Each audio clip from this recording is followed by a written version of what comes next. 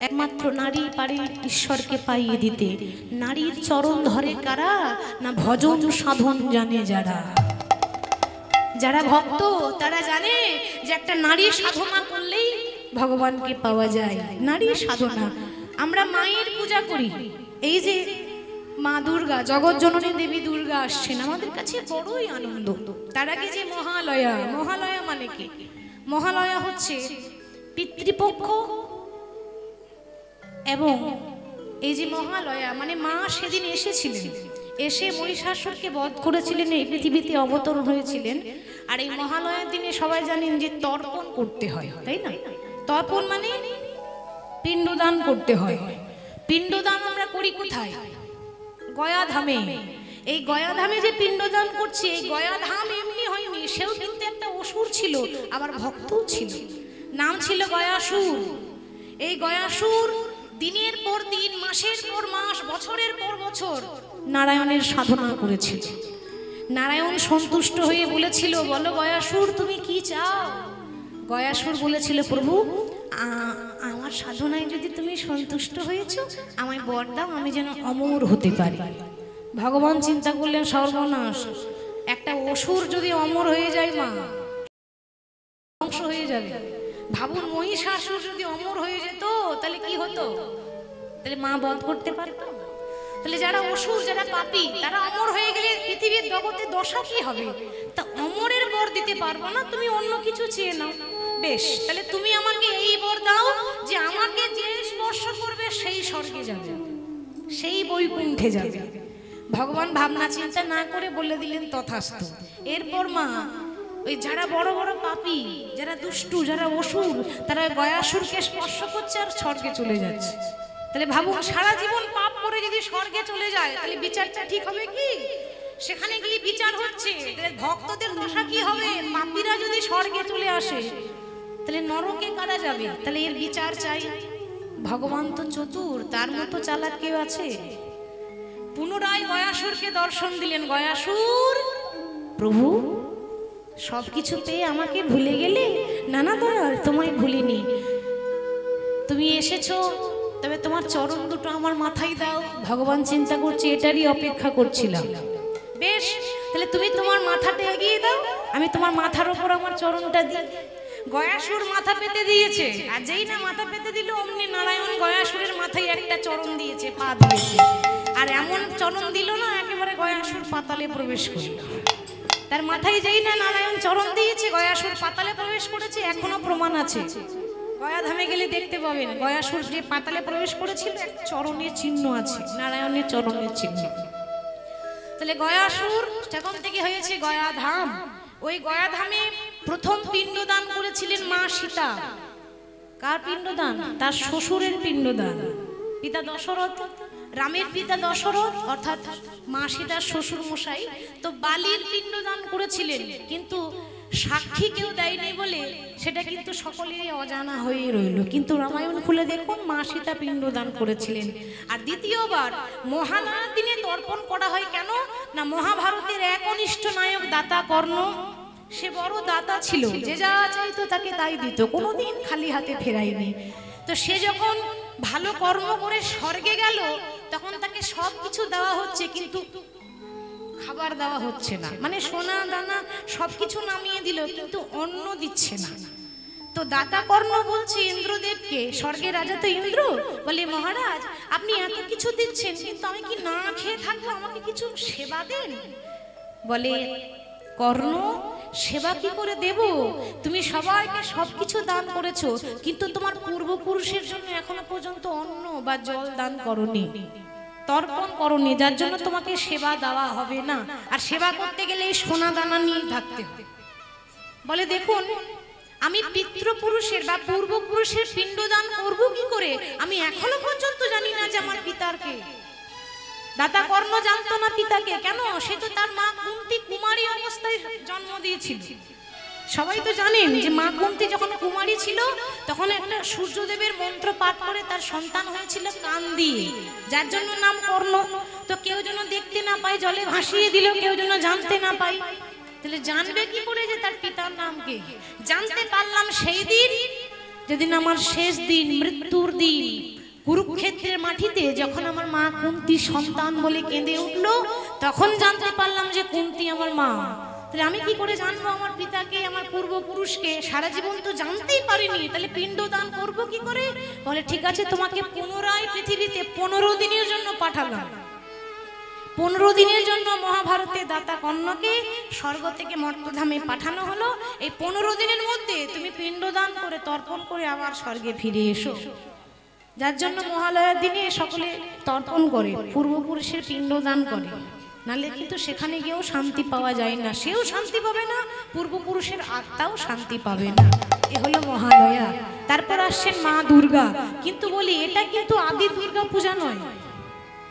আমরা শরৎকালে শারদীয়া উৎসব পালন করছি, মায়ের পূজা করছি, কিন্তু এটা আদি দুর্গা পূজা নয়। আদি দুর্গা পূজা হয়েছিল চৈত্র মাসে। চৈত্র মাসে যে বাসন্তী পূজা, ওইটাই হলো আসল দুর্গা, ওইটা হলো আসল দুর্গা পূজা। এখন যেটা করছি, এই দুর্গা পূজা করেছিল কে? রামচন্দ্র, অসময়ে, যার জন্য বলা হয় অকাল বোধন। অসময়ে করেছিল কেন? তার কারণ রাবণকে বধ করতে পারছে না, শক্তিশালী রাবণ। রাবণ একবার ব্রহ্মার সাধনা করেছিল মা, জানেন? এখন সাধনায় সন্তুষ্ট হয়ে ব্রহ্মা বলছে, বলো রাবণ তুমি কি চাও? বলে আমি অমর হতে চাই। চিন্তা করলে যদি অমর হয়ে যায় সব শেষ হয়ে যায়, শক্তিশালী তো, কি করবে তার ঠিক নেই। তা বলে অমরত্বের বর আমি দিতে পারবো না। বলে দিতে যদি না পারেন, তাহলে আমি এই মুহূর্তে নিজের হাতে নিজের গলাটা কেটে দেবো।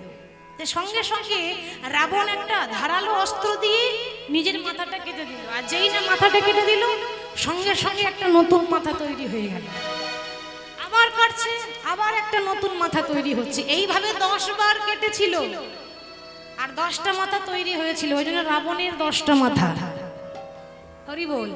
তাহলে 10 মাথাওয়ালা রাবণ এত শক্তিশালী, সেই রাবণকে কিছুতেই বধ করতে পারছে না।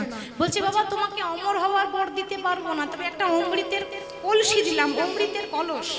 এটা তুমি তোমার বাড়িতে রাখবে। যতদিন অমৃতের কলস তোমার নাভিতে থাকবে, ততদিন তোমাকে কেউ মারতে পারবে না। তাহলে বলুন তো, রামের ক্ষমতা বেশি না রাবণের ক্ষমতা বেশি? রাবণের ক্ষমতা বেশি। রাবণের ক্ষমতা বেশি ছিল, রামের থেকেও পারছে না বধ করতে। যার জন্য অসময়ে দেবী দুর্গার পূজা করেছিলেন কে? রাম। 108টা নীল পদ্ম ফুল লেগেছিল। অষ্টমী সন্ধি পূজা হয়, 108টা নীল পদ্ম ফুল লাগে। পাবো কোথায়? হনুমান বলছে, প্রভু আমাকে আদেশ দাও, আমি যাই। হিমালয়ে গিয়েছিল। হিমালয়ে গিয়ে মা 107টি পদ্ম ফুল এনেছে, কিন্তু একটা কম পড়ে গেল। রাম চিন্তা করলেন, 107টি পদ্ম ফুল হলো, আরেকটা চাই, আরেকটা কোথায় পাবো? সবাই বলে আমার নয়ন নাকি পদ্ম ফুলের পাপড়ির মতো দেখতে। তাহলে আমি আমার একটা চোখ, আমি আমার একটা নয়ন মাকে অর্পণ করব, তাহলে 108টা পদ্ম ফুল হয়ে যাবে। তা যখনই একটা চোখ, একটা নয়ন, 108টা মিলিয়ে যখন অর্পণ করতে গেছে, অমনি মা সন্তুষ্ট হয়ে আশীর্বাদ দিলেন। বলে, প্রভু যতক্ষণ ওই রাবণের বাড়িতে অমৃতের কলস থাকবে, ততক্ষণ পর্যন্ত রাবণকে কেউ বধ করতে পারবে না। যদি পারো তাহলে অমৃতের কলস নিয়ে এসো। তাহলে যাবে কে? হনুমান বলছে আমি যাব। হনুমান যাচ্ছে কেমন ভাবে? জয় জয় রঘুপতি রাঘব রাজা রাম, পতিত পাবন সীতারাম। জয় জয় রঘুপতি রাঘব রাজা রাম, পতিত পাবন সীতারাম। রঘুপতি রাঘব রাজা রাম, পতিত পাবন সীতারাম। সীতারাম জয় সীতারাম, জানকী বল্লভ রাজা রাম। সীতারাম জয় সীতারাম, জানকী বল্লভ রাজা রাম। সীতারাম জয় সীতারাম, জানকী বল্লভ রাজা রাম। জয় রঘুপতি রাঘব রাজা রাম, পতিত পাবন সীতারাম। জয় জয় রঘুপতি রাঘব রাজা রাম, পতিত পাবন সীতারাম। রঘুপতি রাঘব রাজা রাম, পতিত পাবন সীতারাম। হনুমান যাচ্ছে, কিন্তু কিরকম রূপ করে? না একটা সাধুর রূপ ধারণ করে। লক্ষ্য করবেন, সাধু সেজে হনুমান ঠিক রাবণের ঘরে যেই না প্রবেশ করেছে, অমনি রাবণের স্ত্রী নাম হলো মন্দোদরী, সেখানে গিয়ে বলছে, মা ভিক্ষাং দেহি, ভিক্ষা দাও মা। মন্দোদরী যখনই ভিক্ষা দিতে গেছে, মানে ভিক্ষার জন্য তন্ডুল ভেতরে আনতে গেছে, অমনি সেই ঘরেই ছিল অমৃতের কলস। হনুমান কিন্তু ছলনা করে ভিক্ষা নিতে আসেনি, ভিক্ষা নেওয়ার ছলনা করে অমৃতের কলস নিতে এসেছে। অমৃতের কলসটা নিয়ে, সে তো একটা বানর, উড়ে উড়ে যাচ্ছে, উড়ে উড়ে যেতে পারে হনুমান।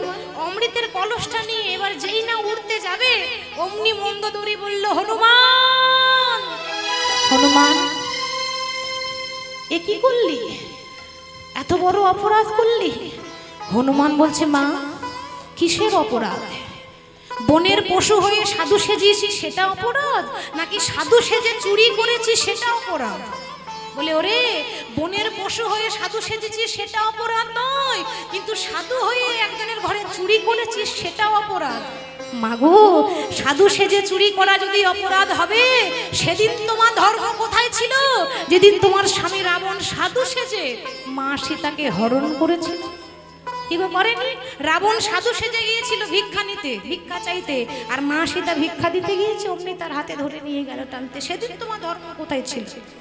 ওরে আমি জানি, আমি জানি আমার স্বামী পাপী, আমার স্বামী অপরাধ করেছে, আমার স্বামী পাপ করেছে, কিন্তু কোনো সন্তান, কোনো ছেলে তো মায়ের স্মৃতির সিঁদুর মুছে দিতে পারে না। একদিনের জন্য হলেও তুই আমার সন্তান, কেন তুমি কেন আমার মা হতে যাবে? আমার মা তো আছে, মাতা অঞ্জনা, তুমি তো আমার মা নও।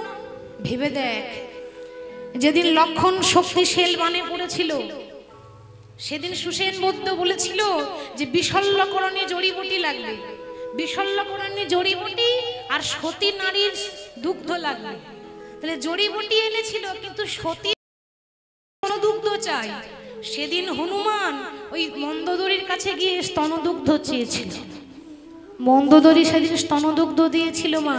এবার সেই একটা পাত্রের মধ্যে দুগ্ধটা নিয়ে বাইরে গিয়ে হনুমান চিন্তা করছে, রাবণ তো রামের শত্রু, তাহলে তার স্ত্রী যে ভালো হবে তার কি গ্যারেন্টি আছে?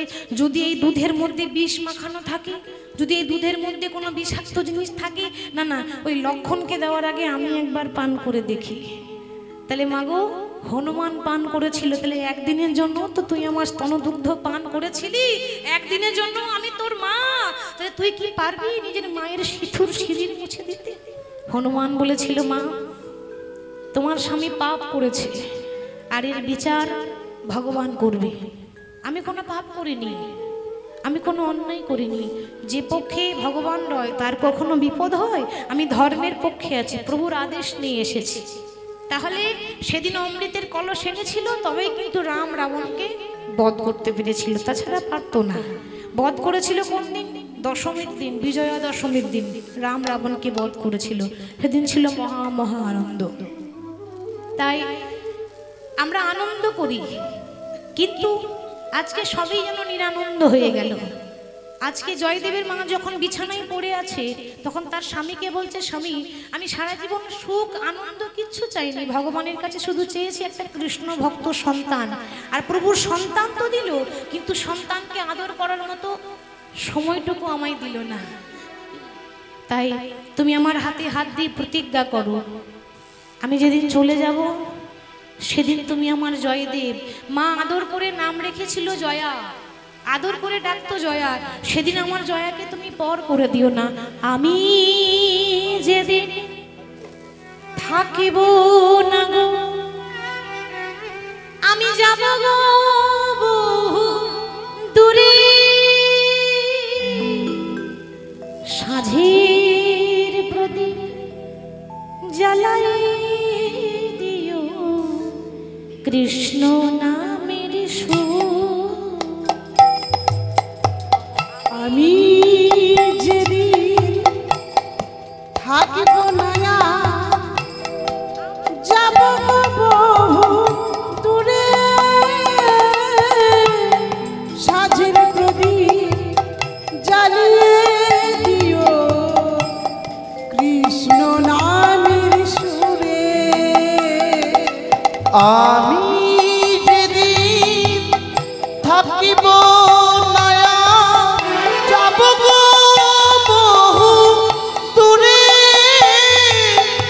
সাজের প্রদীপ জ্বালাই দিও কৃষ্ণ নামের সুরে। ওগো আমি চলে যা শুধুই বলে যা বিদায় চলে যাই, শুধু বলে যাই।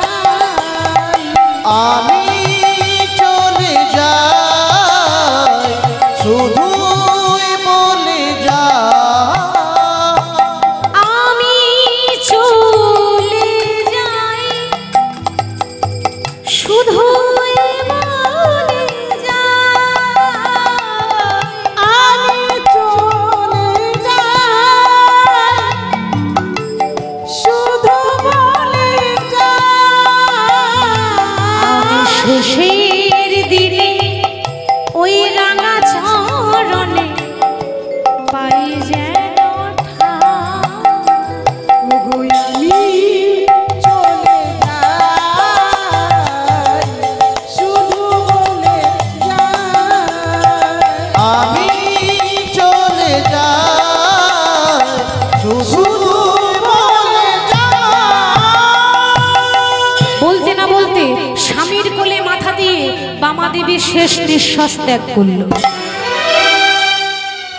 যেই না বামাদেবী শেষ নিঃশ্বাস ত্যাগ করেছে অমনি অমনি তার স্বামী ভোজদেব গোস্বামী সকলকে ডেকেছে। পাড়া প্রতিবেশী সবাই ছুটে এসেছে, বলে ওরে তোরা কেউ আমার জয়াকে ডেকেতে। জয়দেবকে বামা ডাক নামে জয়া বলতো। তো জয়দেব বাড়িতে নেই, ছোট্ট ছোট্ট বালকদের সঙ্গে শিশুদের সঙ্গে খেলা করছে। বয়স মাত্র 4 বছর, এখনো ভালো করে জ্ঞান হয়নি, 4 বছরের শিশু। একজন ডাকতে গেছে, ওরে জয়া, জয়া রে।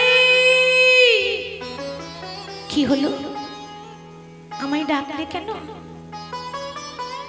ওমা যে ডাকতে গেছে সে আর বলতে পারছে না যে তোর মা মারা গেছে। কি করে বলবে?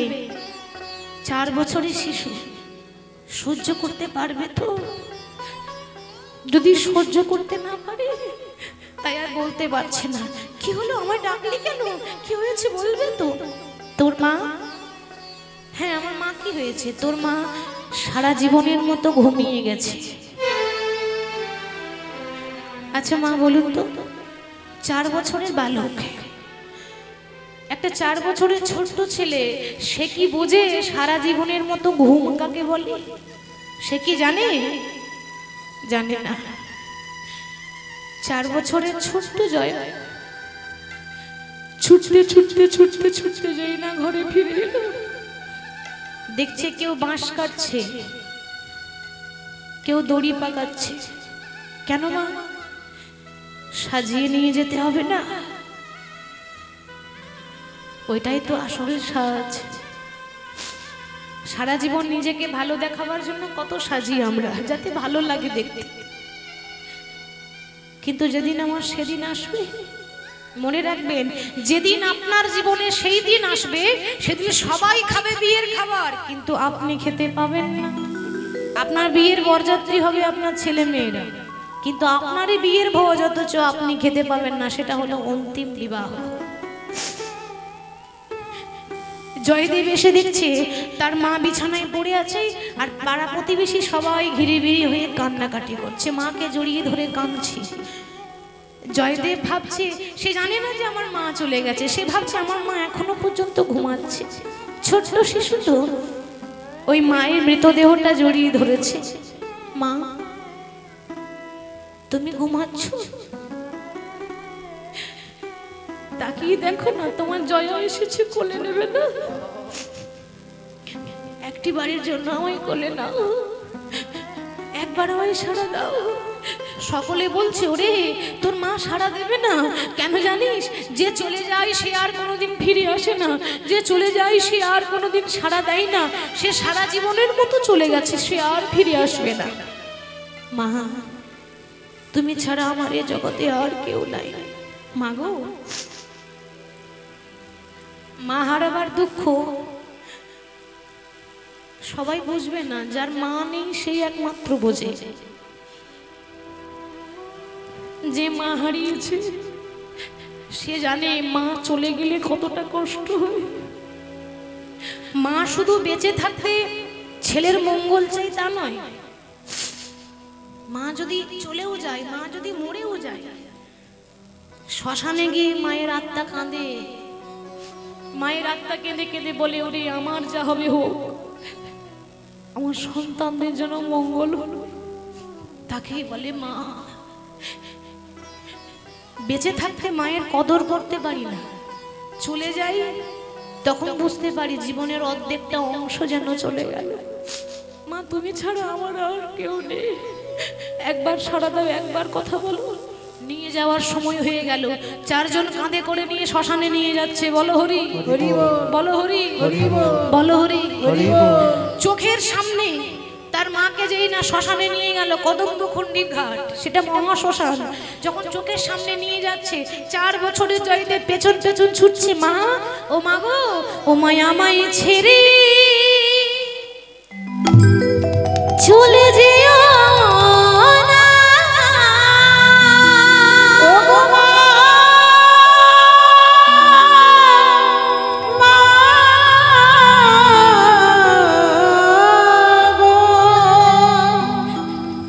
তুমি বিনা আমার আর কে নাই, তুমি আমায় ছেড়ে যেও না মা।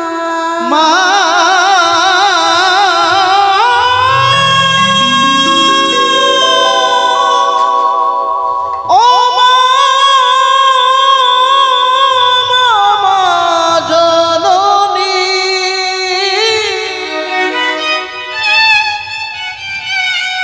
মা গো,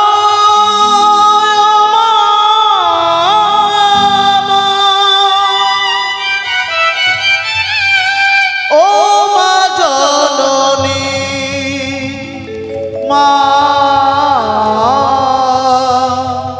ও মা জননী।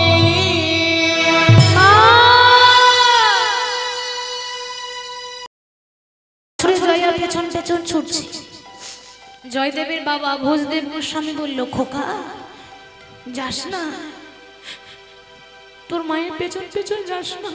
বাবা বলতে পারবে ওরা আমার মাকে কোথায় নিয়ে যাচ্ছে? খোকা, তোর মা অন্তিম যাত্রা করেছে, যেখানে গেলে আর কেউ ফিরে আসে না, যেখানে গেলে না ফেরার দেশ, কেউ আর আসে না। আজকে তোর মা গেছে, 2 দিন পর আমি চলে যাব। যেতে সবাইকে হবে, ঠিক তো মা? কেউ আগে যায়, কেউ পরে যায়। তবে একটা কথা বলবো, হরিনাম শুনতে শুনতে, প্রভুর নাম শুনতে শুনতে যদি কারোর মরণ হয়, তার মতো ভাগ্যবান, তার মতো ভাগ্যবতী এ জগতে আর কেউ নাই। এসেছেন যখন রাধা বল্লভের কাছে নিবেদন জানিয়ে যাবেন, প্রার্থনা করবেন, প্রভু আমার দেহ থেকে যখন প্রাণ চলে যাবে, সেদিন যেন তোমার নাম শুনতে শুনতে আমার মরণ হয়, সেদিন যেন নাম শুনতে শুনতে আমি যেতে পারি। যে দেহটা নিয়ে এত গর্ব করি, যে দেহটা নিয়ে এত অহংকার করছি, কিসের অহংকার? 2 দিনের অহংকার, বাকি সব 2 দিন পর শেষ। যখন শ্মশানে চলে যাব, যত বড় কোটিপতি হোক না, একটা দেশলাই কাটিতে সব শেষ হয়ে যাবে। সেদিনে সোনা রঙ্গ হবে ভঙ্গ রে, সেদিন সোনার অঙ্গ হবে ভঙ্গ রে। এই সোনার অঙ্গ সেদিন ভঙ্গ হয়ে যাবে। কোন দিন? যেদিন পুরে হবে ছাই, সেদিন নীল আকাশে যাবে রে উড়ে।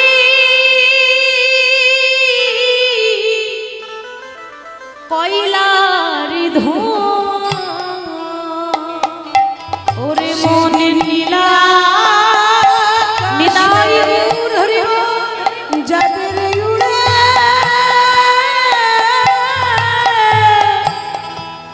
কয়লারি ধোঁয়া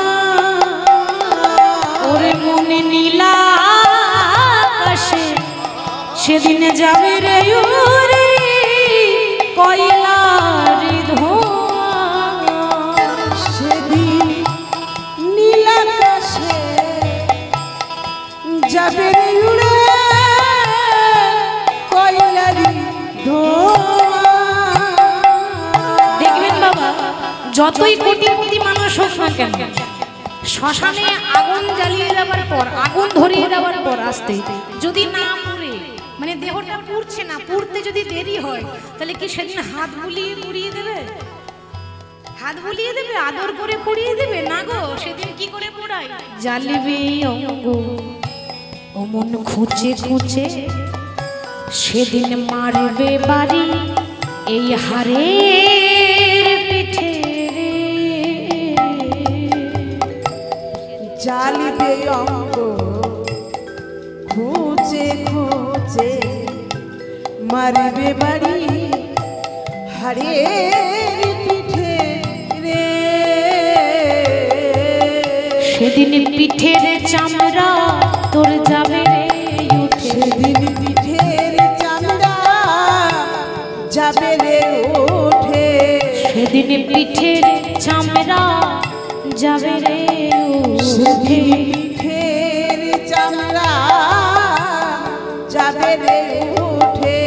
সেদিন হাত বোলাবে কে তোর গায়, নীল আকাশে যাবে রে ওরে কয়লারি ধোঁয়া। ও মন নীল আকাশে যাবে রে উড়ে কয়লারি ধোঁয়া। সঙ্গে কি যাবে? আমরা বলি আমাদের সঙ্গে কিছু যায় না, ভুল কথা। সেদিন দুটো জিনিস যায়, সেদিন নামে যাবে আমাদের প্রাণ যাবে,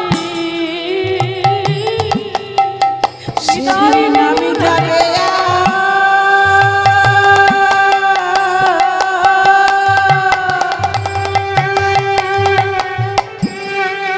এই প্রাণ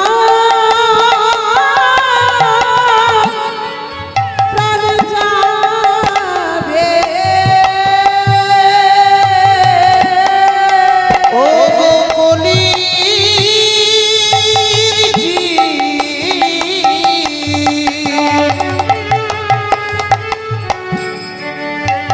সেদিন আমি যাবে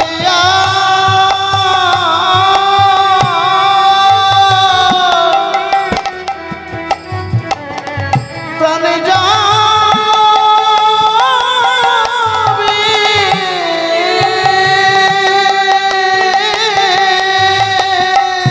সঙ্গে নাম যাবে আর প্রাণ যাবে, হরি নাম সঙ্গে যাবে। তাহলে আজকে তোর মা মরেছে, দুদিন পর আমি চলে যাব, আই বাবা আই, আমার কোলে আয়। তো 4 বছর বয়সে মাকে হারিয়ে দিল। এবার যখন বাবা কোলে করে আগলে ধরেছে, দেখতে দেখতে দেখতে দেখতে জয়দেবের বয়স হয়ে গেল 6 বছর। বাবা আদর করে সন্তানকে মানুষ করে তোলে। যেই না 6 বছর বয়স হয়েছে, অমনি চিন্তা করলো, মা, প্রত্যেক মা বাবা চিন্তা করে ছেলেকে একটু লেখাপড়া শেখাতে হবে, পড়াশোনা করাতে হবে। তাহলে ভোজদেব গোস্বামীর মনে খুব ইচ্ছা, আমার ছেলেকে একটু পণ্ডিত করব। পণ্ডিত আসতে, পণ্ডিত সে গ্রন্থ পড়বে, শাস্ত্র পড়বে, পণ্ডিত হবে। কিন্তু পণ্ডিত হতে গেলে কি হবে? পড়তে হবে তো। আর পড়াশোনা করতে গেলে আগে স্কুলে ভর্তি করতে হবে। ওমা আশেপাশে পাঠশালা নেই, 7 কিলোমিটার দূরে একটা পাঠশালা আছে, জামদহ পাঠশালা। ওই 7 কিলোমিটার দূর, তাও আবার জঙ্গলের রাস্তা, একেবারে পুরোটাই জঙ্গল। সেই জামদহ পাঠশালা ছেলেকে ভর্তি করব বলে সুন্দর করে সাজিয়েছে। তখনকার দিনের স্কুলের পোশাক কেমন ছিল? সাদা ধুতি, সাদা পাঞ্জাবি, আদি, এটাই আদি পোশাক পুরুষের, আমাদের বাঙালির ঐতিহ্য, ধুতি পাঞ্জাবি। সাদা ধুতি, সাদা পাঞ্জাবি পরিয়েছে। খাতা কলম ছিল না। আগেকার দিনে পড়াশোনা দেখেছেন কত কষ্ট, খাতা কলম নেই, লিখবে কি সে তাল পাতা।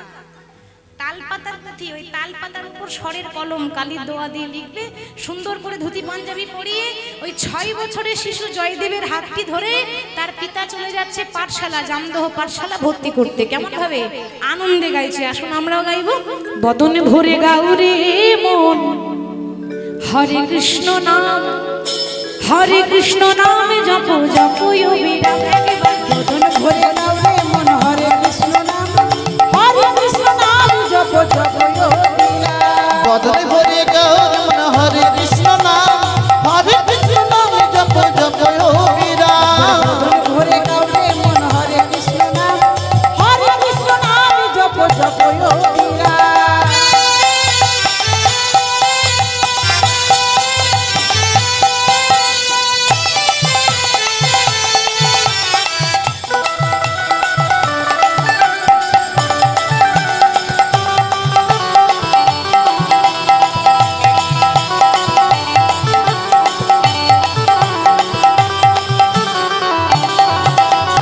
শয়নে স্বপনে বলো রাধে রাধে নাম, শয়নে স্বপনে বলো রাধে রাধে নাম, শয়নে স্বপনে বলো রাধে রাধে নাম, শয়নে স্বপনে বলো রাধে রাধে নাম। রাধে কৃষ্ণ নামে জপ জপ বিরাম। বদন ভরে নাও রে মন হরে কৃষ্ণ নাম, হরে কৃষ্ণ নাম জপ জপ যোগীরা। বদন ভরে গৌর মন হরে কৃষ্ণ নাম, হরে কৃষ্ণ নাম জপ জপ যোগীরা। বদন ভরে নাও রে মন হরে কৃষ্ণ নাম, হরে কৃষ্ণ নাম জপ জপ যোগীরা।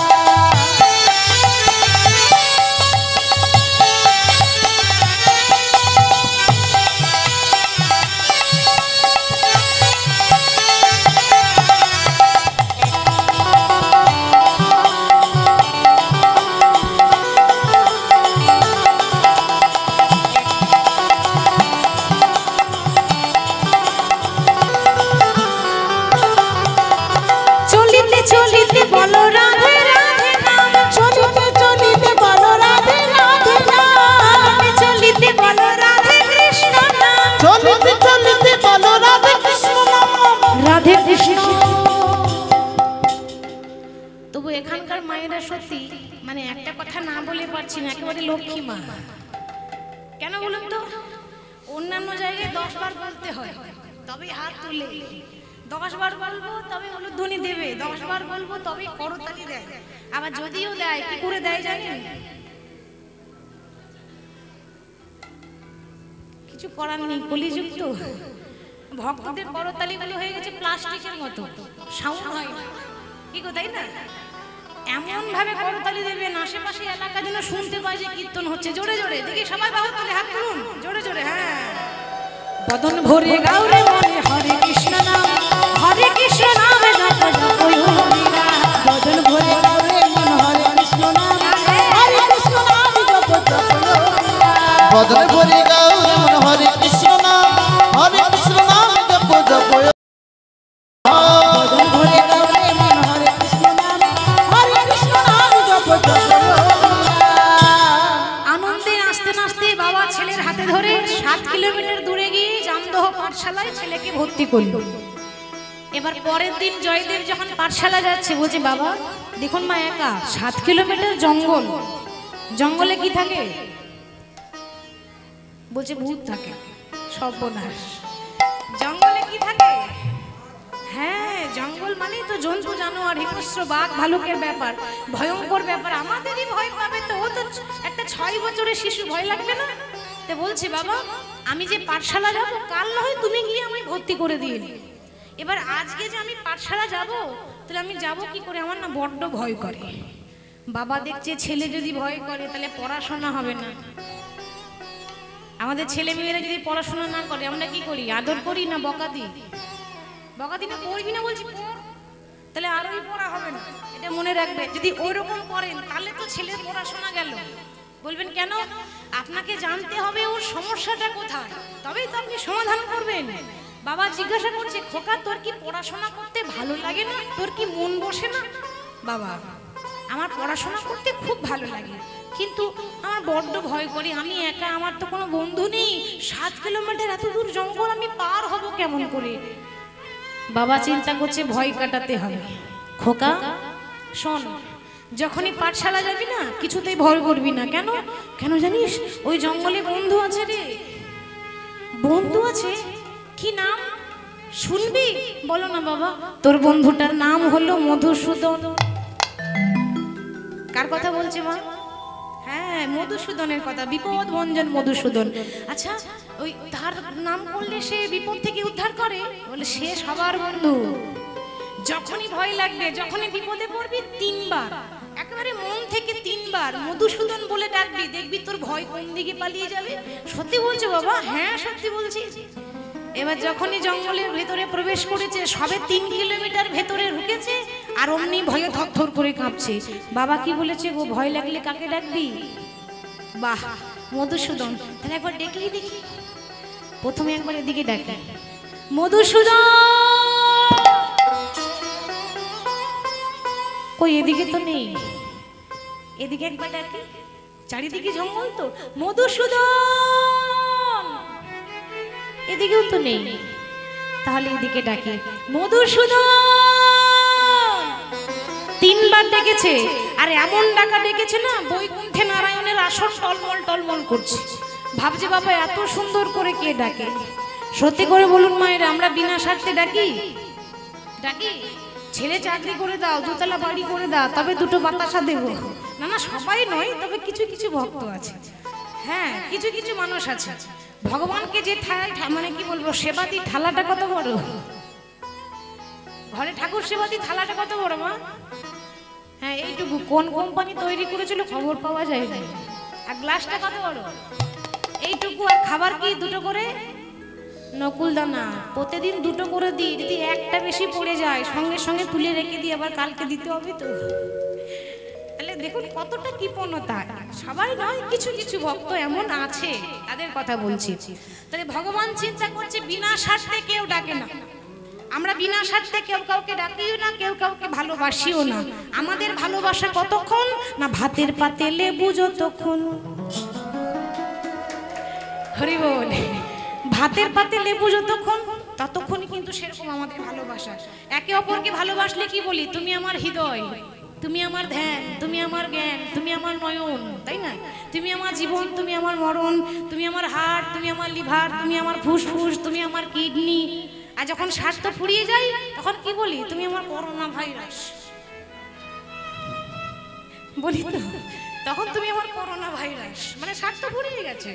কিন্তু ভক্ত ভগবানের সম্পর্ক এমন হয় না। ভক্ত ভগবানের সম্পর্ক মধুর। চিন্তা করছি ওইটুকু ছেলে আমায় ডেকেছে, না গিয়ে কি থাকা যায়? কিন্তু এরকম সেজে গুজে গেলে তো হবে না, এরকম চূড়া বাঁশি নিয়ে গেলে হবে? আমি এক কাজ করি, একটা রাখাল সাজি। তা ভগবান একটা 5 বছরের রাখাল বালক সাজলেন। ওই মাঠে ঘাটে গরু চড়াই, ওরকম একটা রাখাল বালক, শুধু একটা ধুতি পরেছে আর হাতে একটা বাঁশি। বাঁশি ছাড়তে পারে না তো, বাঁশি সঙ্গেই আছে।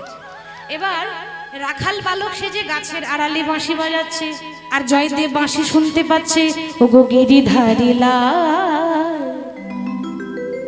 বলো আর কতকাল তুমি আড়ালে আড়ালে রবে। প্রভু তুমি আড়ালে আড়ালে রবে। গিরিধারী লাল, আমি কতকাল আড়ালে আড়ালে রবে। আড়ালে আড়ালে রবে। ও গো গিরিধারী লাল, আর কতকাল আড়ালে আড়ালে রবি। আড়ালে আড়ালে রবি। দেখা যদি নাই দেবে ও গো নিরুদয়, তবে কেন আশা ভরালে হৃদয়।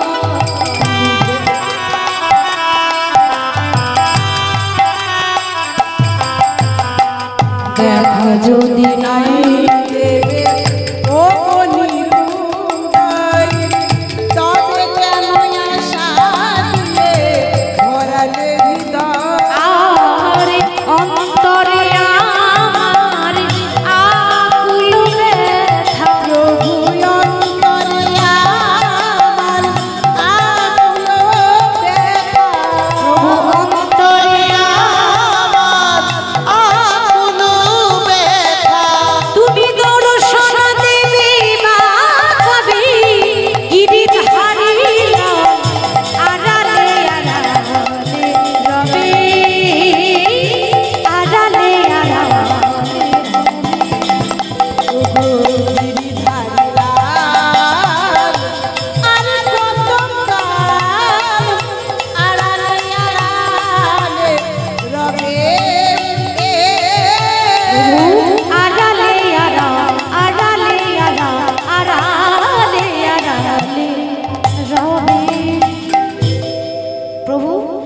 কতদিন আড়ালে থাকবে? এবার দেখা দাও। যেই না বাবা জয়দেব আকুল সুরে ওই মধুসূদনকে খুঁজছে, মানে তার বন্ধুকে খুঁজছে, ভাবছে বন্ধু। আর অমনি ভগবান কি করলেন, 5 বছরের রাখাল সেজে ওই জয়দেবের পেছনে ছুটতে ছুটতে এসে বলছে, দাদা গোসাই। জয়দেব চিন্তা করছে, দাদা গোসাই, আমার তো কোনো ভাই নেই, আমি দাদা হলাম কি করে? এই ছেলে, এই তুই কে রে? তোকে আমি চিনি না, তোকে আমি জানি না, আর আমি তোর দাদা হলাম কি করে? তুমি তো আমার থেকে 1 বছরের বড় নাকি? তোমার বয়স 6 বছর, আমার বয়স 5 বছর, তাহলে আমার থেকে তুমি বড়, মানে সম্পর্কে বড়, মানে তুমি আমার দাদা। আর ব্রাহ্মণ বাড়ির ছেলে তো, ওই জন্য একটু সম্মান দিয়ে বললাম গোসাই, দুইয়ে মিলে দাদা গোসাই। হ্যাঁ রে, তুই আমাকে চিনিস? ভগবান বলছে, দেখো কাণ্ড, এখানে এসেছো আমার ইচ্ছায়, যতদিন থাকবে আমার ইচ্ছায়, আর যখন চলে যাবে সেটাও আবার আমার ইচ্ছায়। আমি চিনি না, আমি সব চিনি। ও আচ্ছা, তোর নাম কি রে? ভগবান চিন্তা করছে, এই যা, নাম কি বলবো? ভগবানের কতগুলো নাম আছে মা? 108টা, তাতে কোনোটাই বলবো না, যদি ধরা পড়ে যাই। বলে, ও দাদা, আমার না কোনো নাম নেই, তা তুমি একটা নাম দিয়ে দাও। জয়দেব বলছে, সে কি রে, তোর মা বাবা একটা ভালো নাম দিতেও পারেনি? বেশ, আমি নাম দেব, তবে নামটা দেব কি করে? আগে সোজা হয়ে দাঁড়া। আর যেই না বলেছে সোজা হয়ে দাঁড়া, ও মা, আমার গোবিন্দ সোজা হয়ে দাঁড়াতে জানে না। যখনই বলছে সোজা হয়ে দাঁড়া, তখনই কি রে, সোজা হয়ে দাঁড়াতে পারিস না? ভগবান বলছে, ও দাদা, কিছু করার নাই, আমার 3 ঠাই বাঁকা আছে। আমার চরণ বাঁকা, আমার কোমর বাঁকা, আর আমার নয়ন বাঁকা, মানে গোবিন্দের যে টানা টানা চোখ, আমার 3 ঠাই বাঁকা, ওই জন্য সবাই আমাকে বলে বাঁকা শ্যাম। তা তুমি ওই তাড়াতাড়ি আমাকে দর্শন করে একটা নাম দিয়ে দাও তো। বেশ, তুই একটু ভালো করে দাঁড়া, তোকে যেমন দেখবো তেমন তোর নাম দেব। গায়ের রং দেখছে, মুখের গরম গঠন দেখলো, তবেই তো নাম দেবে। তাই জয়দেব চিন্তা ভাবনা করছে কি নাম দেওয়া যায়। যেমন গায়ের রং শ্যামবর্ণ, তেমনই মুখটা ভারী মিষ্টি। আজ থেকে আমি তোরে নাম দিলাম, ওরে নীল মাধব, তোর নাম দিলাম নীল মাধব, নাম দিলাম নীল মাধব, নাম দিলাম নীল মাধব, আমি নাম দিলাম ওরে নীল মাধব। নাম দিলাম নীল মাধব। তবে মাধু বলে, আমি মাধু বলে ডাকবো তোরে, তোরে নাম দিলাম আমি নীল মাধব। ওরে মাধব বলে ডাকিব তোরে, নাম দিলাম নীল মাধব। আজ থেকে দিলাম নীল মাধব, আর ডাক নাম মাধু। ভালো নাম নীল মাধব, ডাক নাম মাধু। আজ থেকে তোকে মাধু বলেই ডাকবো। এবার যখনই ডাকবো আসবি তো? বলে, দাদা তুমি যখনই ডাকবে তখনই আসবো, তবে আমায় ডাকার মতো ডাকতে হবে। আমি যাকে ধরি তাকে আর ছাড়ি না, ঠিক তো মা? যদি কেউ মনে করেন যে আর হরি নাম করবো না, ভগবানের নাম বন্ধ করে দেবো, তো আপনি ছাড়লে কি হবে? হরি আপনাকে ছাড়বে না। সে যাকে ধরে তাকে আর ছাড়ে না। হরি বল, হরি বল। তাহলে তুমি যখনই ডাকবে আমি আসবো। প্রত্যেকদিন আসবি তো? খেলা করতে বলে প্রত্যেকদিন আসবো। ভগবান প্রত্যেকদিন খেলতে আসে। এখন রাধারানী এখন হঠাৎ করে রাগ করে বসে আছে, মুখ ঘুরিয়ে। তো গোবিন্দ বলছে, কি গো রায়, তুমি আবার মুখ ঘুরিয়ে বসে আছো কেন? রাধারানী দেখুন নারী জাতি তো, মনেতে একটা রাগ হবে নাকি? আচ্ছা মাধব, সত্যি করে বলো তো, ওই প্রত্যেকদিন জঙ্গলে কার সঙ্গে এত দেখা করতে যাও? এই মরেছি, একেই বলে নারী জাতি। সন্দেহ যদি ঢুকে যায় তাহলে ঘরে আগুন লাগবে, তাই না? আরে বাবা, আমি আমার ভক্তের সঙ্গে দেখা করতে যাই। হ্যাঁ হ্যাঁ জানি, তোমার তো চারিদিকে ভক্ত। তুমি শুধু বলো, ওই যার সঙ্গে এত গল্প হচ্ছে সেই ভক্ত তোমার নারী না পুরুষ? নারী হলে কি হবে? কি এবার হবে? ঘর ভাঙবে, তাই না? মানে অশান্তি হবে, বিবাদ হবে দুজনের মধ্যে। আর পুরুষ হলে রাগটা একটু কমবে। আরে নারী কেন হবে? পুরুষ পুরুষ, একটা 6 বছরের শিশু হোক। তোমার যদি সন্দেহ আছে তো তুমি চলো, যাবো মানে যাবো বলে তৈরি হয়ে আছে। দেখো রাধে, এরকম করে গেলে হবে না। তাহলে কি করে যাব? আমি 5 বছরের বালক সেজে যাই, তুমি 4 বছরের বালিকা সাজো, তাহলে চিনতে পারবে না। তাহলে ভাবুন 5 বছরের বালক কৃষ্ণ, 4 বছরের বালিকা রাধারানী সুন্দর নীল রঙের একটা ঘাগরা পরেছে। বৃন্দাবনে কেউ শাড়ি পরতো না, তো সব ঘাগরা পরতো। রাধারানীর নীল রঙের ঘাগরা, নীল রঙের ওড়না। রাধারানীর প্রিয় রং হচ্ছে নীল, রাধারানীর প্রিয় রং হচ্ছে নীল রং। তাই নীল রঙের ওড়না, নীল রঙের ঘাগরা পরে দুজনে ওই জঙ্গলে এসে দাঁড়িয়েছে। এসে বলছে, কই গো, কই তোমার সেই ভক্ত দেখতে পাচ্ছি না। আসবে আসবে, দাঁড়াও একটু অপেক্ষা করো। দেখছি একটু পরেই জয়দেব আসছে। আর যেই না আসছে পাঠশালা যাব বলে এসে একদিন, প্রতিদিন একজনকে দেখতে পায়, আজকে কজন দেখতে পাচ্ছে? হ্যাঁ যুগল তো।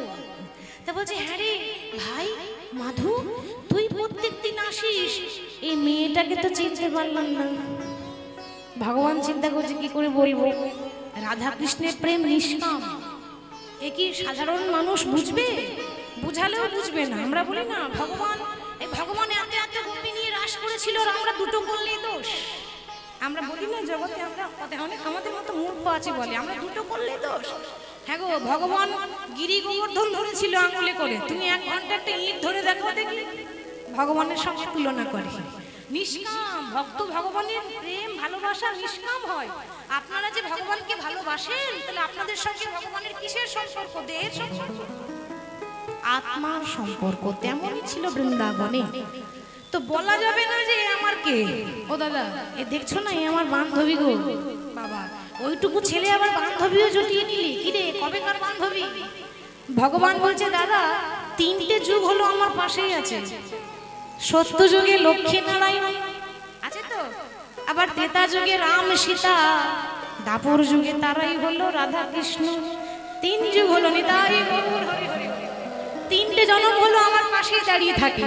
ও আচ্ছা, তোর বান্ধবীর নাম কি রে? বলছিলাম কি, আমার যেমন নাম ছিল না, ওরও নাম নেই, একটা নাম দিয়ে দেবে? জয়দেব বলছে, বেশ, আজ থেকে তোর বান্ধবীর নাম দিলাম মাধব প্রিয়া। মাধব প্রিয়া।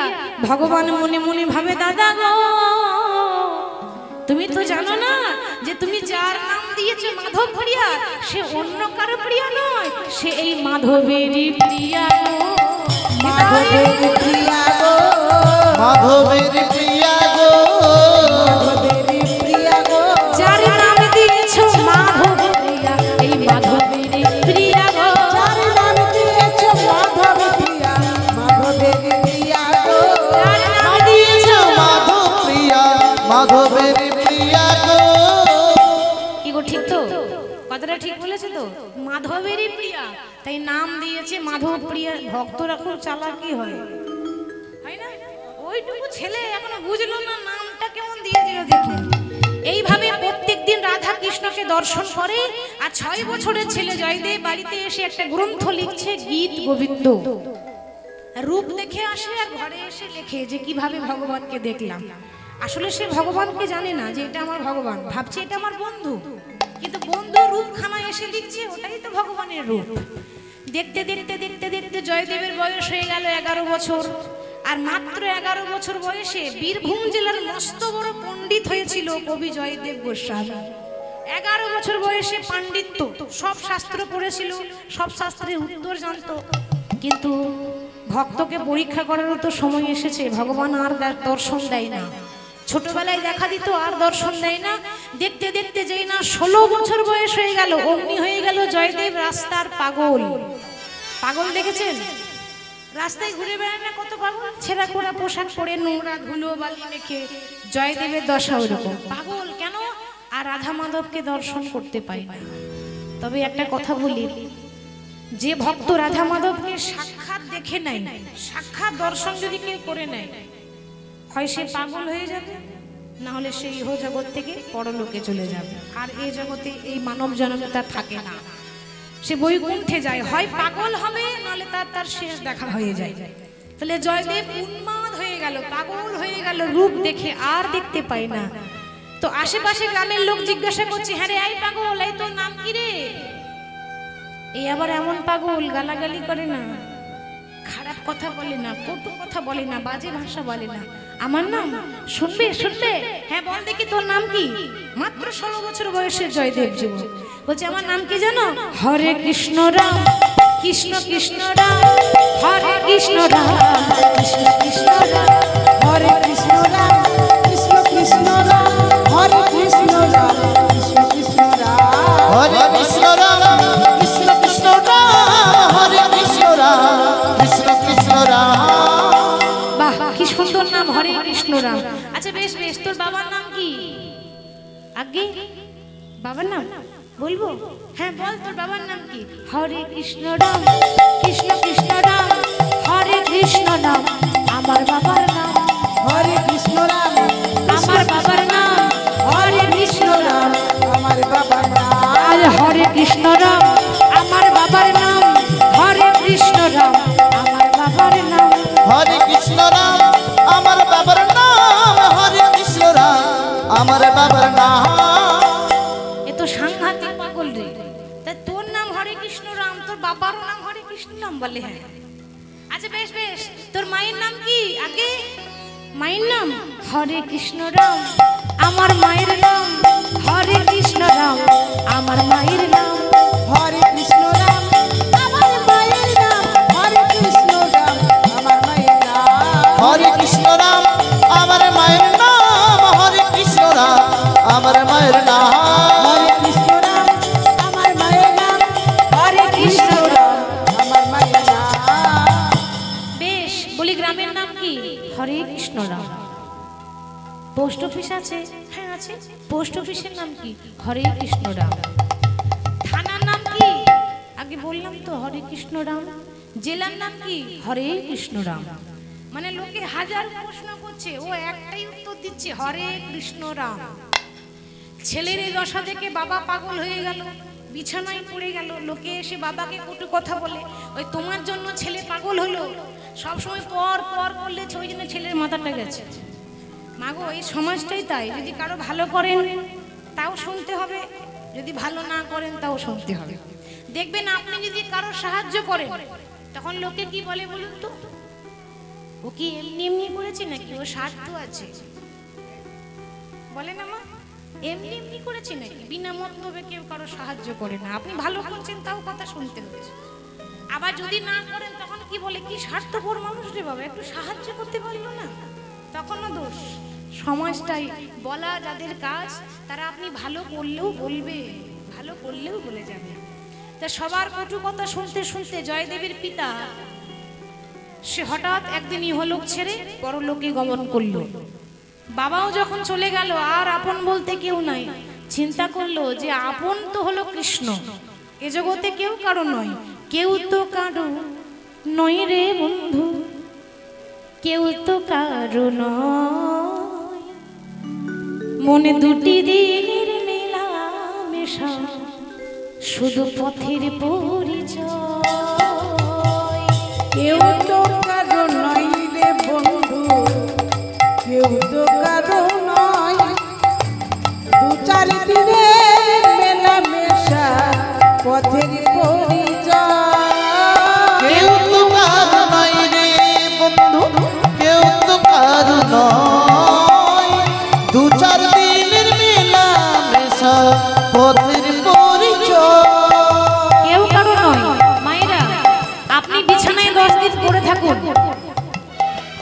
আপনার ঘরের লোক, আপনার ছেলে বৌমা বলবে একবার পড়ে গেলে বাঁচি, নিজেও মরছে আমাদেরকেও মারছে।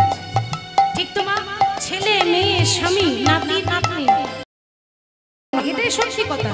খারাপ লাগলো এটাই সত্যি। তার জন্য বলছি, সোজা পথে চলি আমি কৃষ্ণ কৃষ্ণ বলি, আরে মনে কোনো ব্যথা পেলে কৃষ্ণের কাছে বলি। সোজা পথে চলি কৃষ্ণ কথা বলি, মনে কোনো দুঃখ পেলে কৃষ্ণের কাছে বলি।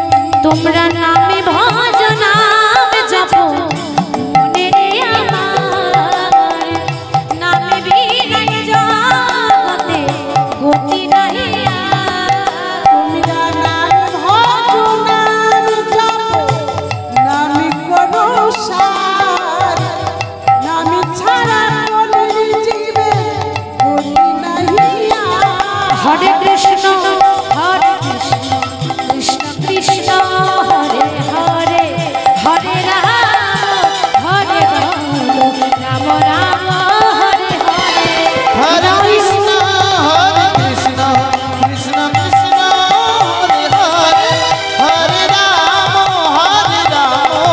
রাম রাম হরে হরে হরে কৃষ্ণ কৃষ্ণ কৃষ্ণ হরে হরে হরে রাম রাম রাম হরে হরে। এই জগতে কেউ কারো নয়, এখানে আমার আপন বলতে কেউ নেই, অতএব এখানে থাকবো না, আমি চলে যাব যেখানে আমার মধুসূদন আছে। আর আমার মধুসূদন আছে কোথায়? উড়িষ্যায় জগন্নাথ মন্দিরে বসে আছে, তাই না? আমরা বলি জগন্নাথ আলাদা, কৃষ্ণ আলাদা, গৌর আলাদা। না গো, যেই গৌর সেই কৃষ্ণ সেই জগন্নাথ একই, হরি বল। তাহলে আমার মধুসূদন সেই তো, আর সেখানে মধুসূদনকে পেতে গেলে আমাকে উড়িষ্যা যেতে হবে। তাই বীরভূম জেলা ছাড়লেন, বীরভূম জেলা পার করে বর্ধমান, বর্ধমান জেলা পার করে বাঁকুড়া, বাঁকুড়া থেকে পুরুলিয়া, পুরুলিয়া থেকে মেদিনীপুর, মেদিনীপুর থেকে খড়গপুর, খড়গপুর থেকে বাম দিকে রাস্তা আছে উড়িষ্যা জগন্নাথ মন্দির যাওয়ার।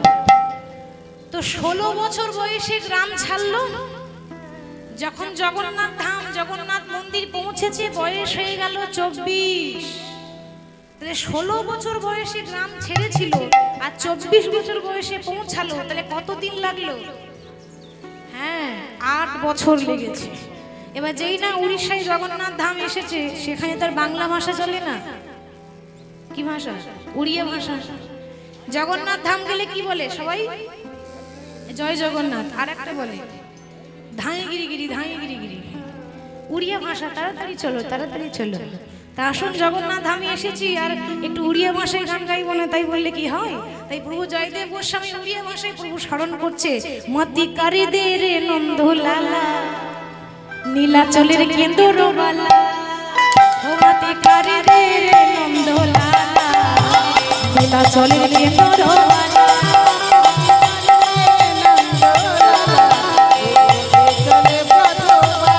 ঘুমাতি কারি দে নন্দ লালা নীলা চলে কেন্দুর বালা।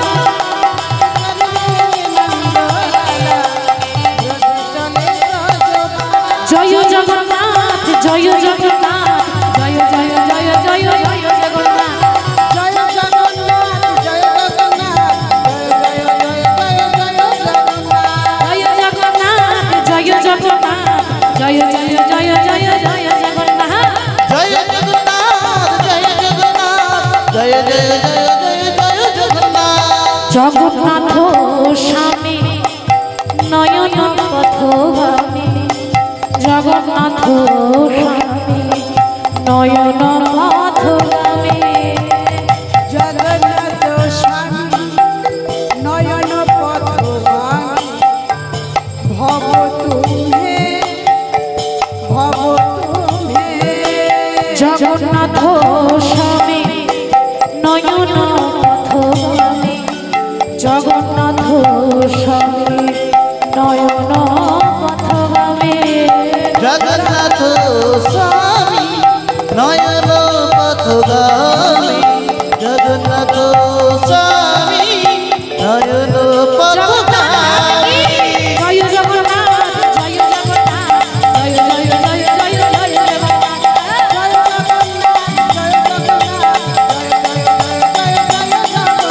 জয় জগন্নাথ জয় জগন্নাথ জয় জয় জয় জয় জয় জগন্নাথ। বলিয়ে জগন্নাথ ধাম কি জয়। জগন্নাথ ধাম কি জয়। নীলাচল ধাম কি জয়। জয় জগন্নাথ।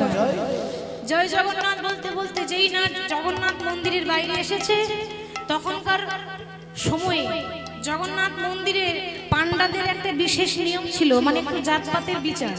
ওই ব্রাহ্মণ বৈষ্ণব ছাড়া আর কেউ মন্দিরে ঢুকতে পাবে না, মানে মন্দিরের বাইরে থেকে দেখে চলে যাও, মানে একটু জাতপাতের বিচার। মন্দিরে তো সবারই অধিকার আছে, তাই না? কিন্তু সেখানে একটু বিচার ছিল, এখন নেই, কিন্তু তখনকার সময়ে ছিল জাতপাতের একটু বিচার। তাই যা দেখবে বাইরে থেকে দর্শন করে চলে যাও। তাই পান্ডারা কি করেছে, দরজা বন্ধ করে জগন্নাথের আরতি করছে। জয়দেব তো এখন জানে না, যখনই দেখছে দরজা বন্ধ আছে, ছুটে গিয়ে দরজা খুলে দিয়ে জগন্নাথকে জড়িয়ে ধরে বলছে, মাধু কেমন আছিস ভাই, ভালো আছিস তো? কতদিন পর তোকে দেখতে পেলাম, সেই ছোটবেলায় খেলা করতিস, তারপর আর তোকে দেখতে পাই না, কোথায় গেলি? কোথায় গেল তোর সেই মাধবপ্রিয়া? তা জগন্নাথ ধামে মাধবপ্রিয়া কোথায় পাবে, মানে রাধারানী কোথায় পাবে? সেখানে 3 ভাই বোন বসে আছে, জগন্নাথ, বলরাম, সুভদ্রা, বোনকে নিয়ে 3 ভাই বোন, সেখানে রাধারানী ছিল না। কোথায় গেল তোর সেই মাধবপ্রিয়া? পাগলের মতো কথা বলছি। মন্দিরের যারা পান্ডা, আমরা ব্রাহ্মণ বলি, তারা পান্ডা বলে। এই কে আছিস? ওর জাতের ঠিক নেই, কোথা থেকে এসে মন্দিরে ঢুকে গেল, তোর দাঁড়িয়ে দাঁড়িয়ে দেখছিস? ওকে বেত্রাঘাত করে মন্দির থেকে বের কর। চাবুক নিয়ে জয়দেব গোস্বামীকে আঘাত করছে। তারা জানে না যে ব্রাহ্মণ, গলায় পরিতেটাও আস্তে আস্তে খসে পড়ে গেছে। পাগলের মতো এত বড় বড় দাড়ি হয়েছে, ধুলো বালি মেখে যেমন পাগল লাগে সেরকমই লাগছে। পাগল মনে করে তাকে এত আঘাত করেছে, চাবুক দিয়ে আঘাত করেছে, এত মেরেছে, জয়দেব অজ্ঞান হয়ে গেল। বলছে, শোন, কেউ যেন দেখতে না পায়, ওকে ধরে নিয়ে সমুদ্রের জলে ফেলে দিয়ে আয়। কিন্তু মা, রাখে হরি তো মারে কে? আপনারা নিশ্চয়ই জানেন, সাগরের একটা নিয়ম আছে, কোনো কিছু ফেললে সেটা ডুবে না, ভাসতে ভাসতে চলে আসে, সাগরের ঢেউয়ে সেটা ভেসে যায়। তো জয়দেবকে মরা মনে করে ফেলে দিল, কিন্তু সে যদি রাখে, কেউ আপনার 1 তিলও ক্ষতি করতে পারবে না, এই বিশ্বাসটা রাখবেন। জয়দেবকে মরা মনে করে সমুদ্রের জলে ফেলে দিয়ে সে ঘুরে এসে আবার আরতি করছে। ও মা, ভগবান আরতি নিচ্ছে না, আরতি করতে যায় আর হাত থেকে আরতির তালা পড়ে যায়, আরতি করতে যায়, হাত থেকে আরতির থালা পড়ে যায়। জগন্নাথ স্বপ্ন দিলেন যে তোমরা অপরাধ করেছো, তোমরা একটা ভক্তকে কষ্ট দিয়ে সেই হাতে ভগবানের আরতি করো। তোমরা কি জানো না, ভক্তই আমার মাতা পিতা, ভক্তই আমার প্রাণ, ভক্ত রেখেছে নাম বাঞ্ছা কল্পতরু। ভগবানই, ভক্তই হচ্ছে আমার গুরু, আর ভগবানই এমন ভক্তকে এতটাই ভালোবাসেন যে ভক্তই ভগবানকে নাম রেখেছে বাঞ্ছা কল্পতরু। সেই আমার কাছে মাতা, তারাই আমার কাছে পিতা, তারাই আমার কাছে সবকিছু। এই মুহূর্তে গিয়ে জয়দেবকে ধরে এনে, ওই পাগলকে ধরে এনে এসো, যতক্ষণ না সে নিজের হাতে আরতি না করবে ততক্ষণ পর্যন্ত তোমাদের হাতে আরতি নেব না।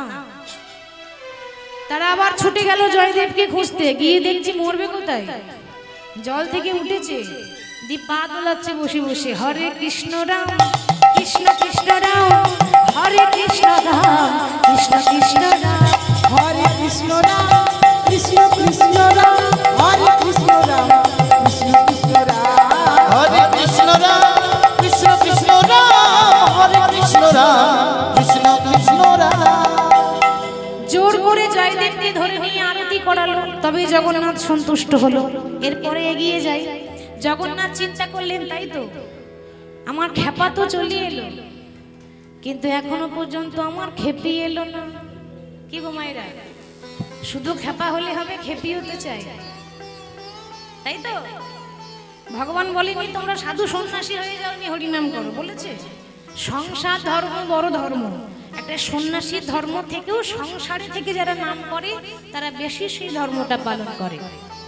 সংসারে থেকে যার চৈতন্যের উদয় হয় সেই হলো পরম সাধু। সবকিছু ছেড়ে দিয়ে চলে গেল সে নয়, সংসারে থাকবেন অথচ আপনার চৈতন্য হবে, সেই হলো পরম সাধু। তাহলে জয়দেব হয়েছে, পদ্মাবতী কই আনতে হবে, বিবাহ দিতে হবে, এখন অনেক কাজ। তাই ভগবান কি করলেন, স্বপ্ন দিলেন একজনকে। কাকে জানেন? উড়িষ্যার ভুবনেশ্বর নাম শুনেছেন? ভুবনেশ্বরে এক ব্রাহ্মণ ছিল সুদেব। সে অনেক দিন আগে, কয়েক বছর আগে, বহু বছর আগে, 22-23 বছর আগে জগন্নাথের কাছে মানত করেছিল, প্রভু আমার কোনো সন্তান নেই, ছেলে মেয়ে নেই, তুমি যদি কৃপা করে সন্তান দাও, আমি মন্দিরে দাঁড়িয়ে মানত করলাম, ছেলে হোক বা মেয়ে হোক, বড় হলেই তোমার মন্দিরে, ছেলে হোক মেয়ে হোক, তোমার চরণের সেবার জন্য দিয়ে যাব। ওই তার কৃপাতে ওই সুদেব ব্রাহ্মণের ঘরে একটা মেয়ে হয়েছে, পদ্মাবতী। 18 বছর বয়স হয়েছে, কিন্তু মাগো এবার তো দিয়ে আসার পালা, মানত করেছিল তো, বড় হলেই তোমার মন্দিরে দিয়ে যাব। তো জগন্নাথ স্বপ্ন দিচ্ছে, ব্রাহ্মণ আর দেরি কেন, আমার ভক্তের বাম দিকের আসনটা তো খালি আছে, নিয়ে এসো। স্বপ্ন দেওয়া মাত্র সুদেব ব্রাহ্মণ নিয়ে গিয়ে বলে, প্রভু আমার মেয়েকে আজ থেকে তোমার মন্দিরে সেবাদাসী করলাম। সেবাদাসী মানে কি? কাদের বলে? যারা মন্দির ঝাড়ু দেয়, পরিষ্কার করে, মন্দিরের সেবা করে, তাদেরকে বলে সেবাদাসী। আজ থেকে সেবাদাসী করলাম। জগন্নাথ বলছে, ব্রাহ্মণ আমি তো সেবাদাসী করার জন্য ডাকিনি, কি করব প্রভু? তোমার মেয়ে বড় হয়েছে, এভাবে মন্দিরে রেখে দিও না। তাহলে কি করব জগন্নাথ? শোনো, সকালবেলায় ঘুম থেকে উঠবে, ঘুম থেকে উঠে যার মুখ আগে দেখতে পাবে তার সঙ্গে তুমি তোমার মেয়ের বিয়ে দিও। সে কি প্রভু? আমি যদি পাগল দেখতে পাই, মানে বাবা আগে ভাগে বলে নিচ্ছে, এই ধরো আমি যদি রাস্তায় একটা পাগলকে দেখতে পাই, বলে অসুবিধা নেই, সুখ হলে পাগলের সঙ্গে সুখ হবে, আর সুখ না হলে মা কোটিপতির কাছেও সুখ হয় না। তুমি তোমার মেয়েকে নিয়ে যাও, দেখবে সুখী হবে। এবার সকালবেলায় বাবা মেয়ের হাতে ধরে সমুদ্রের তীরে গিয়ে দেখছে একজন বসে আছে, একেবারে সে ছেঁড়া খোড়া পোশাক পরে। এই যে, কি নাম তোমার? আগে হরে কৃষ্ণ রাম। বেশ ভালো নাম দেখছি। তো এই হলো আমার মেয়ে, আজ থেকে আমার মেয়েকে তোমার হাতে তুলে দিলাম। ঘুম থেকে উঠে তোমার মুখটাই আগে দেখেছি। জগন্নাথের কৃপা, আমার মেয়ে সুখী হবে। তখন আমার মেয়েকে তুমি দেখো, বিবাহ করে সুখে সংসার করো। মেয়ের হাতটা দিয়ে কন্যা দান করে বাবা চলে গেল। এবার জয়দেব জীবনে কোনো নারী তাকে স্পর্শ করেনি, প্রথমবার কোনো নারী তাকে স্পর্শ করেছে। সঙ্গে সঙ্গে জয়দেব বলছে, এ কি আমার হাতে ধরলে কে তুমি? হরে কৃষ্ণ রাম। মানে কথায় কথায় হরে কৃষ্ণ রাম বলে। পদ্মাবতী বলছে, আমি, আমার নাম হলো পদ্মাবতী, হরে কৃষ্ণ রাম। জয়দেব ভাবছে, এ দেখছি আমার মতোই পাগল, আমি এক পাগল, এও তো দেখছি পাগল। আরে বাবা, তুমি যে আমাকে বিয়ে করতে এসেছো, তোমাকে বিয়ে করে রাখবো কোথায়? দেখতেই তো পাচ্ছে ঘর বাড়ি নেই, হরে কৃষ্ণ রাম। তা বেশ তো, ঘর বাড়ি নয় হলো গাছতলা তো আছে, দুজনে বিয়ে করে গাছতলাতেই পড়ে থাকবো, হরে কৃষ্ণ রাম। আরে বাবা, বিয়ে করে খাওয়াবো কি? আমি তো নিজেই খেতে পারি না, তো তোমাকে কি খাওয়াবো? হরে কৃষ্ণ রাম। তাতে কি হয়েছে? একবেলা খাবো আর একবেলা উপোস করে থাকবো, হরে কৃষ্ণ রাম। জগন্নাথ বলছে, দেখো দেখো, যেমন খেপা তেমনি খেপি, মিলেছে ভালো। যেমন খেপা তেমনি খেপি, মিলেছে ভালো। ও যেমন খেপা তেমনি খেপি, মিলেছে ভালো। যেমন খেপা তেমনি খেপি, মিলেছে ভালো। তারা ভাবের ঘরে ভাব জমাতে বিধি মিলালো। তারা ভাবের ঘরে ভাব জমাতে বিধি মিলালো। তারা ভাবের ঘরে ভাব জমাতে বিধি মিলালো। যেমন খেপা তেমনি খেপি, মিলেছে ভালো। ও যেমন খেপা তেমনি খেপি, মিলেছে ভালো। ও যেমন খেপা তেমনি খেপি, মিলেছে ভালো। বিবাহ হলো, বিবাহ সুসম্পন্ন হলো, আর পদ্মাবতীর গুণে স্বামী আস্তে আস্তে সুস্থ হচ্ছে। কথাতেই আছে, সংসার সুখের হয়। হ্যাঁ, ওটাকে এমনি এমনি, পরেও তো একটা লাইন আছে, সংসার সুখের হয় রমণীর গুণে, এমনি এমনি হয় না। গুণবান স্বামী যদি থাকে তার শোনে, ঠিক তো মা? গুণবান স্বামী যদি থাকে তার শোনে, তবেই সংসার সুখের হয় রমণীর গুণে। তাহলে রমণীর গুণ থাকলে কি না হয়? সংসার স্বর্গ হয়। আর রমণীর গুণ না থাকলে সেই সংসারটা নরকের সমান। তাই পদ্মাবতীর এত গুণ, যেমন গুণবতী সেরকম রূপবতী। তার গুণে স্বামী ভালো হয়ে গেল, পাগল ছিল সুস্থ হয়ে গেল।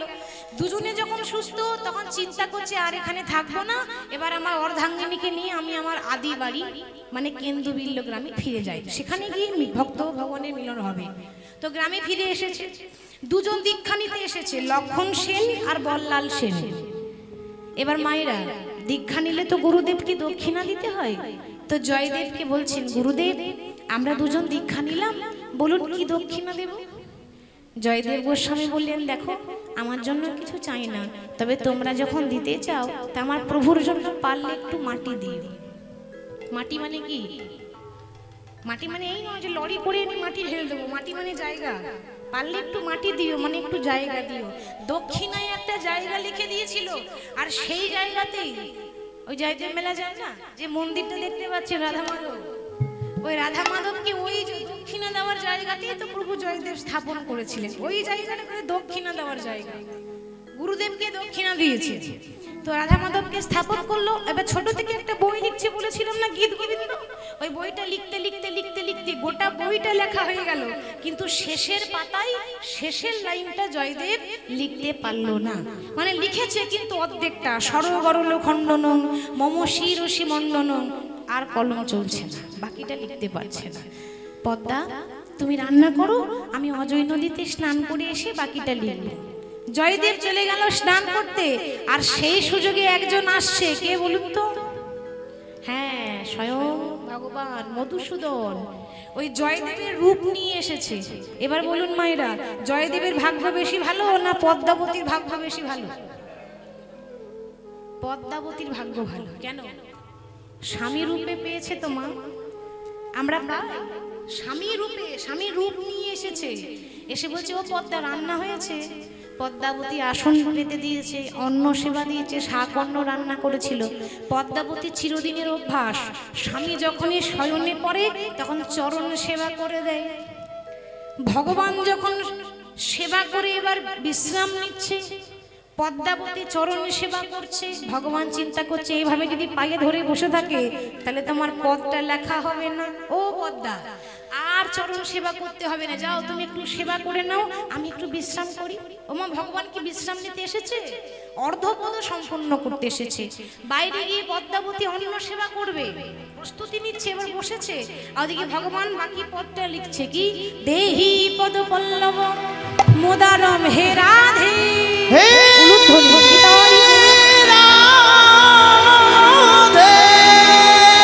দেহি পদ পল্লব মোদারম হে রাধে, দেহি পদ পল্লব মোদারম হে রাধে। প্রেমময়ী রাধা রানী গো, ও গো রাধে রাধে রাধে, প্রেমময়ী রাধা রানী। দেহি পদ পল্লব মুদারম হে রাধে, কথাটার অর্থ ভগবান কৃষ্ণ রাধারানীর পায়ে ধরেছে, তাই তো বাবা? রাধারানীর চরণে ধরে বলছে, রাধে ওই চরণে আমায় ঠাঁই দিও। ভাবুন, যে ভগবানের চরণ আমরা ধরি, সেই ভগবান কার পায়ে ধরে? রাধারানীর চরণে ধরে। কৃষ্ণ আমাদের গুরু, আর কৃষ্ণের গুরু হলো প্রেমময়ী রাধা। তিনি কতটা সম্মান দিলেন তাহলে? তিনি জানতেন রাধারানীর মতো ভগবানকে ভালোবাসতে কেউ পারল না। নিষ্কাম, তার প্রেম নিষ্কাম ছিল। শুধু বাঁশি শুনে ঘরে বসে বসে কাঁদতো, পাগল হয়ে যেত, কখন গোবিন্দের চরণ দুটো পাবো। তাহলে পথটা সম্পূর্ণ করে ভগবান অদৃশ্য। এদিকে আসল জয়দেব এসে বলছে, পদ্মা কি করছো তুমি? এখন আমার অন্য সেবা হলো না, আর তুমি আমার আগে সেবা করতে বসে গেলে। তুমি তো আমার আগে সেবা নাও না। পদ্মাবতী বলছে, স্বামী কি বলছো তুমি? তুমি সেবা তো করলে, তুমি তো বিশ্রাম করছিলে, তবেই তুমি সেবা নিচ্ছি নাকি? বলে, আমি কি করে সেবা করব? আমি তো এই মাত্র স্নান করে আসছি। তাহলে যাকে দেখলাম সে কে? পদ্মাবতী বলছে, যাকে দেখলাম, যে আমার ঘরে বিশ্রাম করছে সে কে? ছুটে গিয়ে দুজনে যেই না দেখছে সে আর নেই, তবে তার লেখা পদাবলী তিনি ছেড়ে গেছেন, লিখে গেছেন, দেহি পদ পল্লব মুদারম হে রাধে। জয়দেব বইয়ের পাতাটা উল্টে দেখছে, এ তো আমার লেখা নয়, নিশ্চয়ই আমার নীলমাধব এসে লিখে দিয়ে চলে গেল। বইটা নিয়ে বলছে, প্রভু তুমি আমার স্ত্রীকে কৃপা করলে, তুমি আমাকে দর্শন দিলে না। বেশ, আজকে এই বইটা নিয়ে ওই অজয় নদীতে বইটাকেও ভাসিয়ে দেব, আর আমি ঝাঁপ দিয়ে প্রাণ ত্যাগ করব, আর বাঁচতে চাই না। যেই না জয়দেব বইটাকে নিয়ে অজয় নদীতে ঝাঁপ দিতে যাবে, অমনি পেছন থেকে কে যেন ডাকছে, দাদা গোসাই। ছোটবেলায় কে ডেকেছিল? দাদা বলে নীলমাধব, মানে মধুসূদন, পরে নীলমাধব নাম দিয়েছে। এটা তো এরকম তো আমার মধুসূদন ডাকতো। যেই না পেছন ফিরে দেখছে, এ তো মধুসূদন নয়, শঙ্খ চক্র গদা পদ্মধারী। নম নারায়ণ নম নারায়ণ নম নারায়ণ নম নারায়ণ নম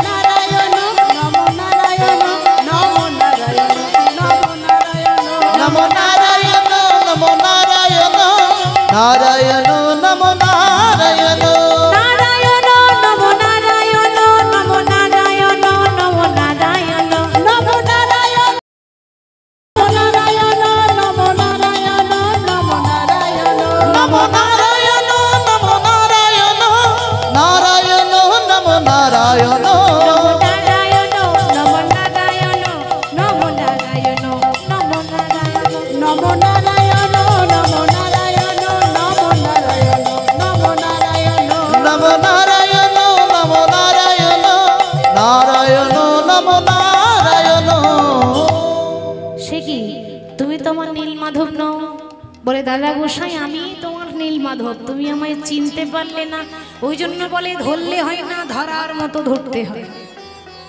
ছোট থেকেই তো আমি তোমাকে দর্শন দিই, কিন্তু তুমি আমায় ধরার মতো ধরতে পারলে না। আচ্ছা তুমি যদি নীলমাধব হও, সেই যে তোমার বান্ধবী কোথায় গেল, তোমার সেই মাধব প্রিয়া, তাকে নিয়ে এসো, তবেই বিশ্বাস করবো তুমি আমার নীলমাধব।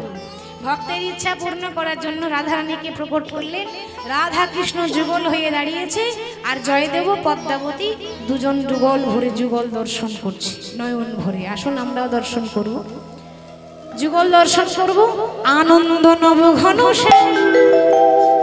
সকলের কাছে নিবেদন, সবাই উঠে দাঁড়িয়ে যাবে, দিয়ে আমার সঙ্গে দুটো বাহু তুলে গাইবে। হ্যাঁ, হেরে সুন্দর নয়ন বিরাম, তোমার চরণে শরণ নিলাম, ধন্য ত্রিভুবন ধাম। আনন্দ নব ঘন শ্যাম, হেরি সুন্দর নয়ন বিরাম, তোমার চরণে শরণ নিলাম, ধন্য ত্রিভুবন ধাম। জয় আনন্দ নব ঘন শ্যাম শ্যাম শ্যাম, সুন্দর নয়ন বিরাম, চরণে শরণ নিলাম, ধন্য ত্রিভুবন ধাম। আচ্ছা লক্ষ্মী মায়েদের বলছে, আর তো দেখা হবে না, সবাই চলে যাবেন, আমিও চলে যাব, তাই যাওয়ার আগে একটু বাহু তুলে একটু কৃষ্ণ নাম গাইবা। হ্যাঁ, সবাই হাত তুলবেন, কৃষ্ণ বলে বাহু তুলে